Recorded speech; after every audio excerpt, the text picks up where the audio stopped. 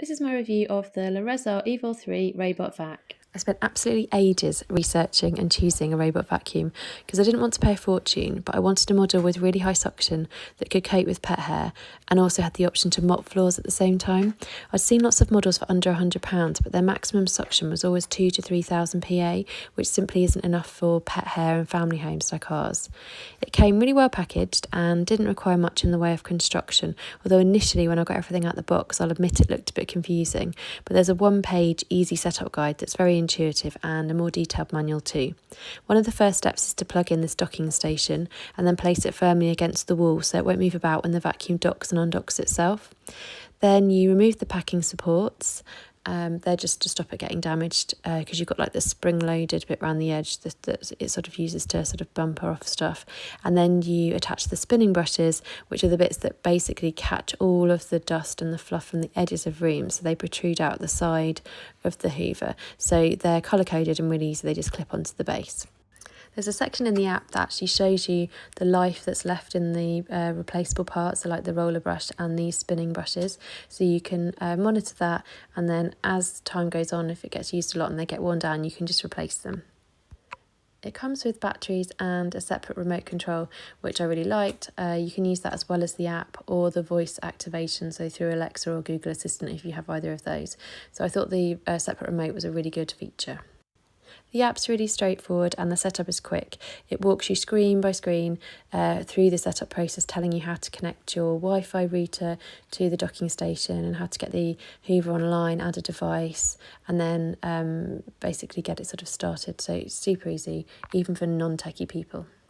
Once you're all set up, it has 4 cleaning modes: zigzag cleaning, spot cleaning, edge cleaning and random cleaning.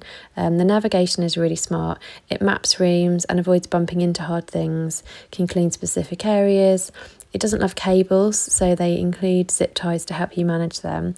I mean, I found a quick whiz around picking stuff off the floor beforehand works perfectly fine. It boasts 4,500 PA suction, which is genuinely powerful. It picks up everything from dust to pet hair, and the side brushes help with the edges and the skirting boards. As regards to noise levels, I was really careful to look into this because I'd read that some of the models were really noisy and were sort of in the 50 to 60 decibel range. So this is 40 decibels. It's quiet. It has multiple sound levels depending on how maximum you're using the suction. So when it's on carpet and it's on max, then the volume is obviously louder. But I can work or watch TV while it's running, and if it's upstairs in the bedrooms and we shut the door, you can't even hear it. So, and when on the hard floors, you have it on the quieter mode anyway because it doesn't need the full suction. Or you can set it off overnight and wake up to clean floors. As you can see on this particular video, it gets right up to the edges. The spinning brushes protrude out to the side and it really can get in right up close to the wall to get where the pet hair and the dust sort of accumulates. It's great going over different surfaces. I didn't have any rugs, so I put some different things on the floor like these sort of cork things and blankets to test.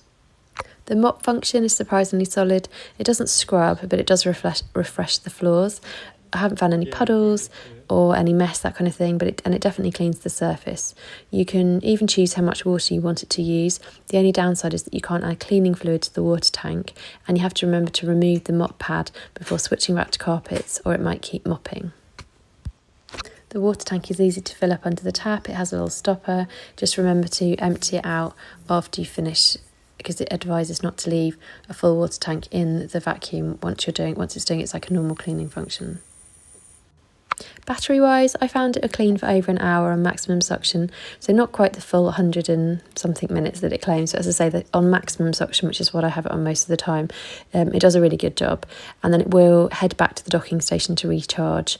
There's no self-emptying bin, but honestly, the emptying the dust box manually is no big deal. As you can see from here, it has a handle and it simply pulls out. I was absolutely shocked to see how much dirt, dust, pet hair is in there. It's got a HEPA filter as well, which is great, and it's really easy to open to empty.